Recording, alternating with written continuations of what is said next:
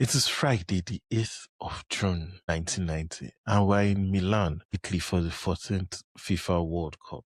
So, we're in San Siro, and it's a cauldron, it's a madness. Sound pressing against concrete, football fans roaring their gladiators into the arena. And on the pitch stand the reigning world champions, Argentina, led by Diego Maradona at the very peak of his mythical football career. They're excited, they're expected to win, not simply to win, but to confirm order, to confirm hierarchy, to confirm that football, like the world itself, its usual owners. Opposite them stand a team most of the global press has dismissed as a curiosity squad spoken about like an accident of geography rather than the product of craft. A team that arrived under the whispers of internal tension, unpaid bonuses, and federation drama. They are Cameroon, the Indomitable Lions of Cameroon. 61 minutes into the game, Cameroon are reduced to 10 men. Down a man against Argentina, down a man against the reigning champion, down a man against reputation, down a man against the confidence that comes from being treated as invisible. But they are relentless, chasing down second balls as though survival itself depends on it. And then 6 minutes later, they end an attacking free kick. Emmanuel Kunde floats the ball into the Argentine box. It is flicked on by Makanaki, and then big rises impossibly high. A looping header, a misjudgment by the Argentine goalkeeper. The ball trickles over the line. The stadium erupts. The stadium does not immediately know how to react to the impossible becoming real. The row is deafening. But the defining image of this match does not come from that goal alone. It comes from when Argentina threw everything forward, frantic, searching desperately to restore order. And then near the end, he breaks into space. He is through, or so we thought. And then he meets Benjamin Massing, not with a polite tackle, not with neat interruption, but with a collision so forceful it sends a boot spinning into the air. It is raw, it is reckless, it is defiance without varnish. That moment, this match, and the weeks that followed did not merely change a tournament, they changed a sentence the world had been writing about Africa.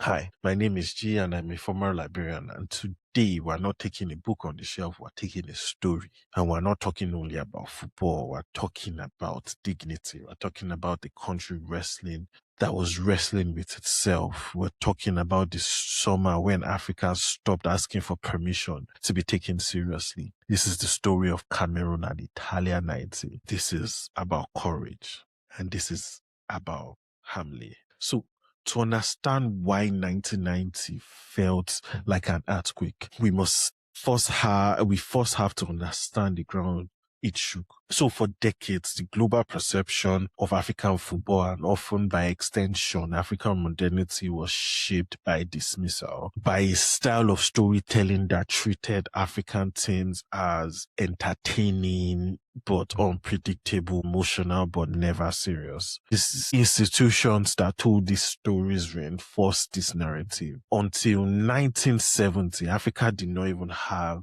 a guaranteed place in the World Cup finals. 1966, nations boycotted the qualifiers after FIFA effectively decided that Africa, Asia, and Oceania should compete for a single spot.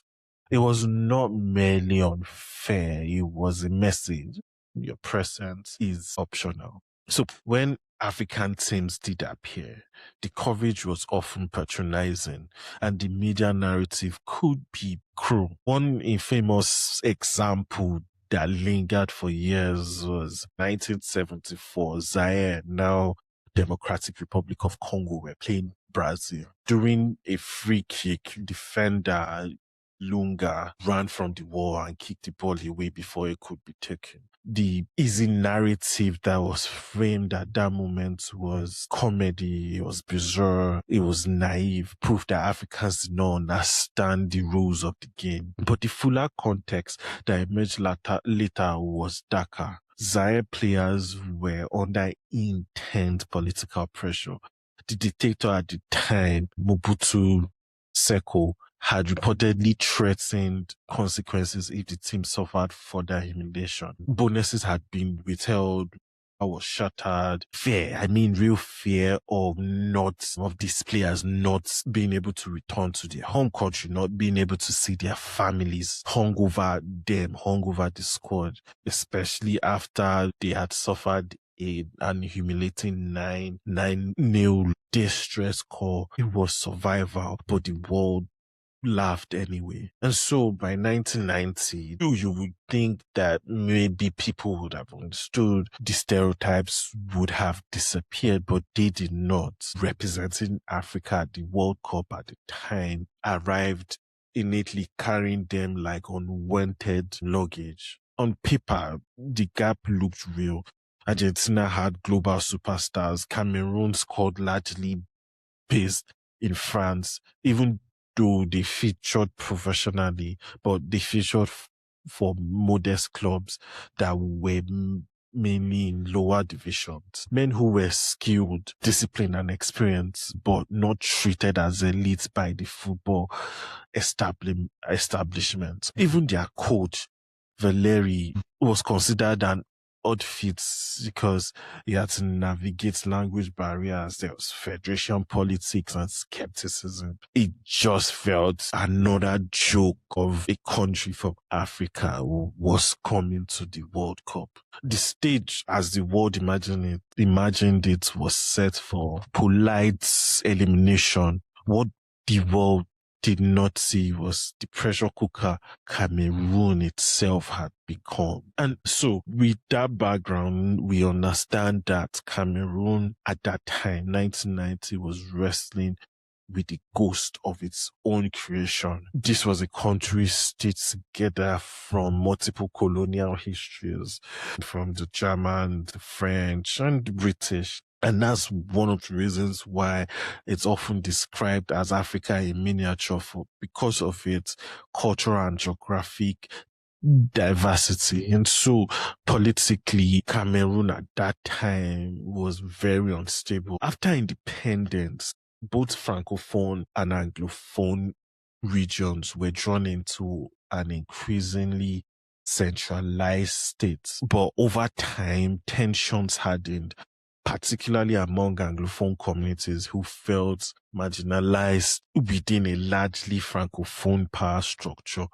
But so by the late 1980s, the ground beneath the country was really shifting. There was economic pressure, political demands were rising, and generally across Africa, the global winds of democratization energized by events in the Eastern Europe began to blow into places where one-party dominance had long felt permanent.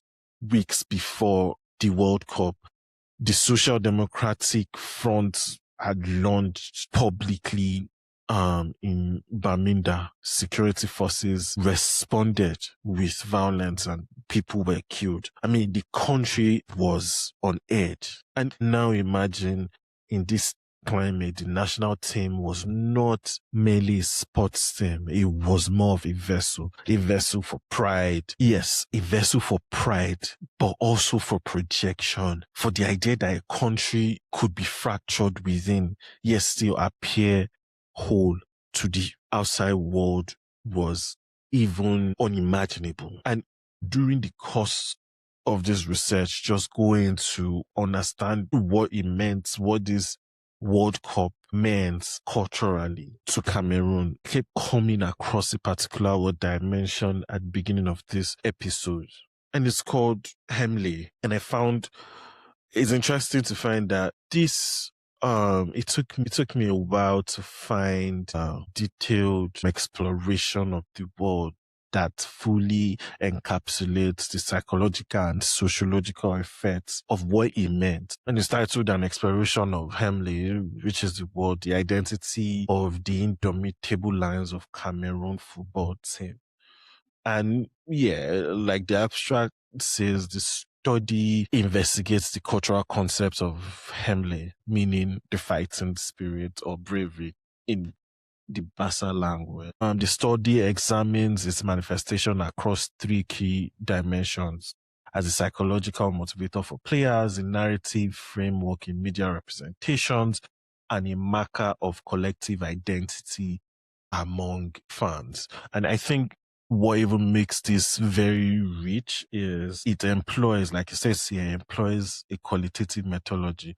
The research draws on semi-structured interviews with current and former players, football experts, and supporters, alongside content analysis of media reports and documentaries spanning 4 decades. And findings reveal Hemlè as a dynamic concept that has evolved from its Barca origins into a pan-Cameroonian ethos. On the course of this research, I found out that Hemlè is not just a word or loud bravado. It's quite defiant, carried collectively. And it's a way of saying we exist, we endure, we will not disappear quietly. I think, obviously, the state understood the power of this collectiveness. And President Paul Biya, already years into his rule, intervened or politically try to use that as a vessel or as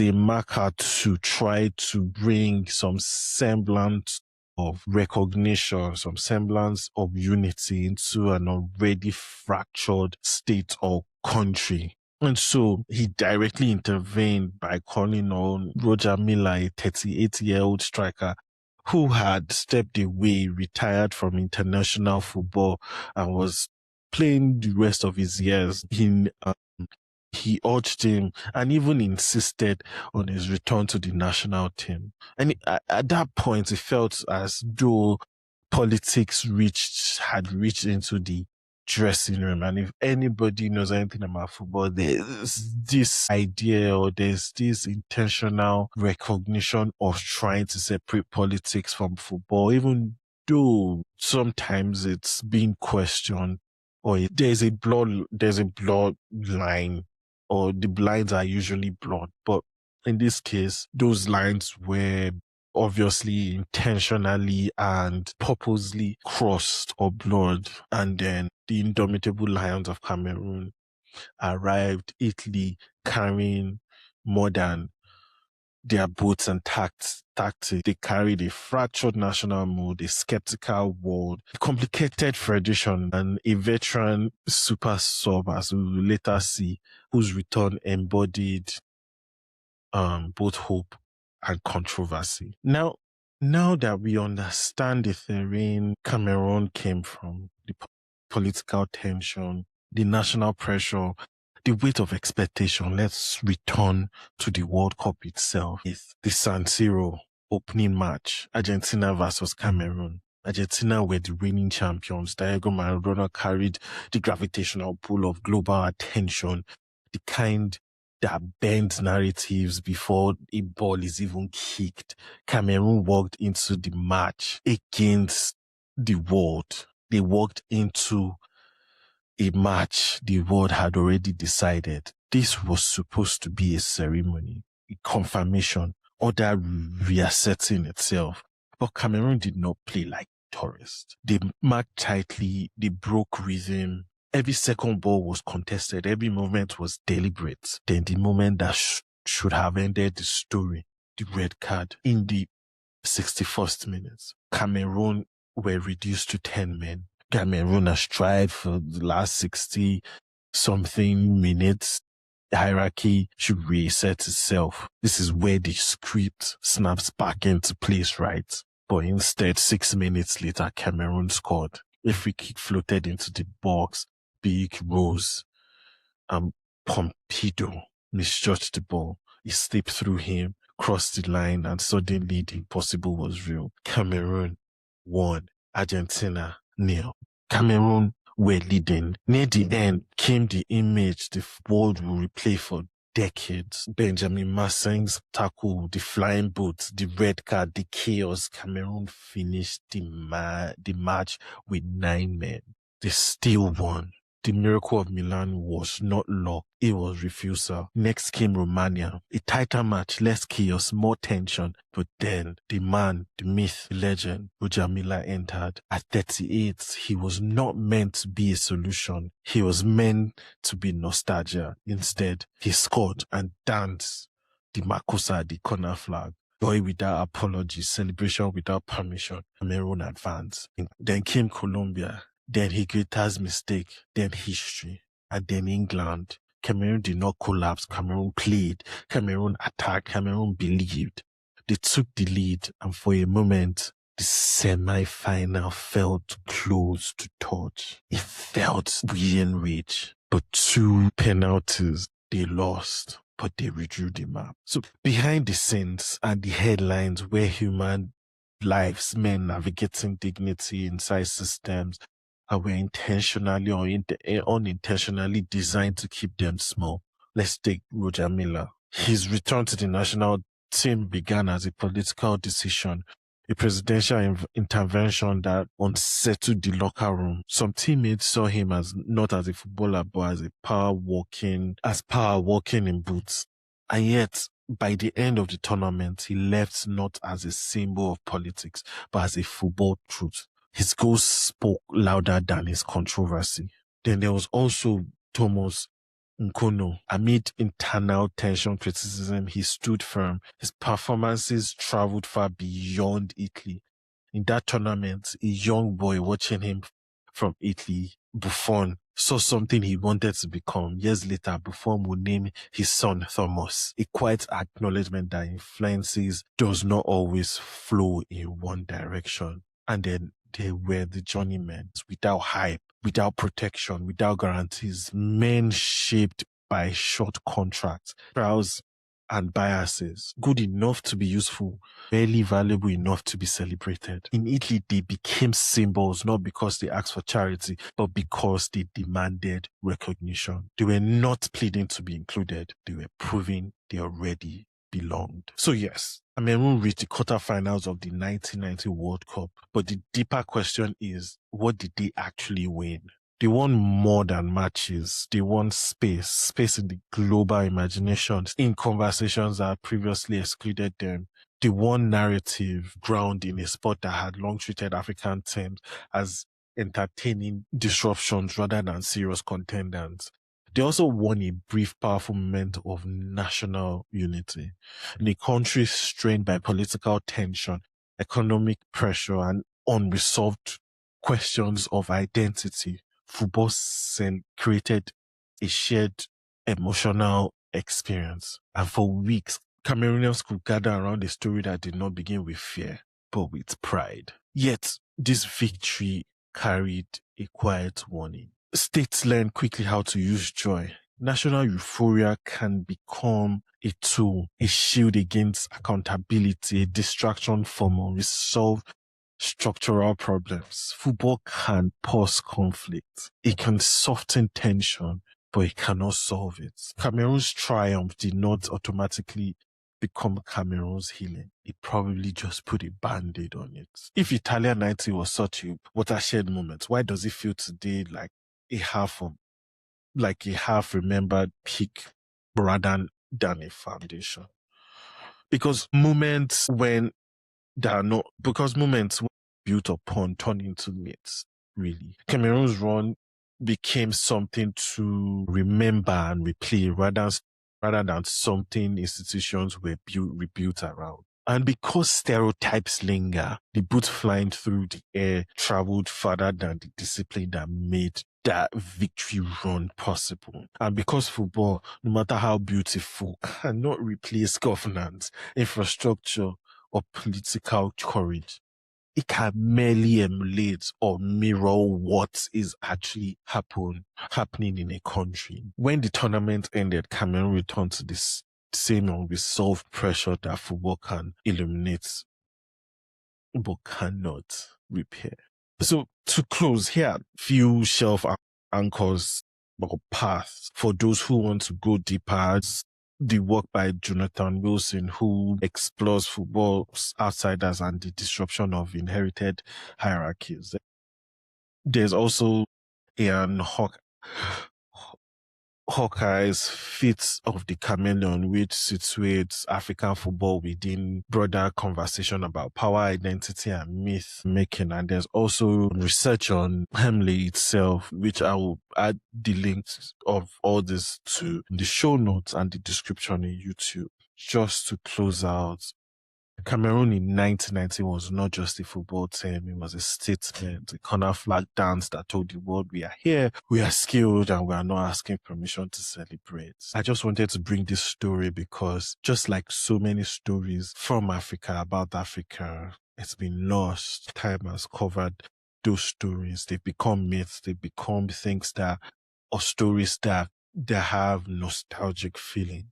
But like I said, my African bookshop exists for me to unearth this story.